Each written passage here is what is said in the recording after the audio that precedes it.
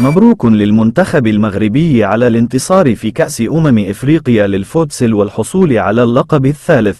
هذا إنجاز كبير وفخر لكرة القدم المغربية، تأكيدا للمستوى الرفيع الذي يظهره المنتخب المغربي في رياضة الفوتسل.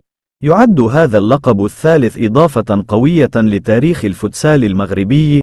قدم اللاعبون أداء متميزا وثبتوا جدارتهم بالفوز بالبطولة، مما يعكس الجهد والتدريب الذي قاموا به. إنها فرصة رائعة للبلاد للاحتفال والاعتزاز بهذا الإنجاز الكبير. التأهل لكأس العالم في الفوتسال هو إنجاز كبير بالفعل، ويعكس القوة والمهارة التي يتمتع بها المنتخب المغربي.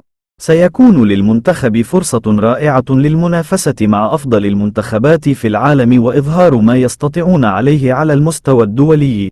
نتمنى لهم التوفيق في المشاركة والتنافس في كأس العالم، وأن يحققوا نتائج مشرفة تكون على مستوى التطلعات والطموحات.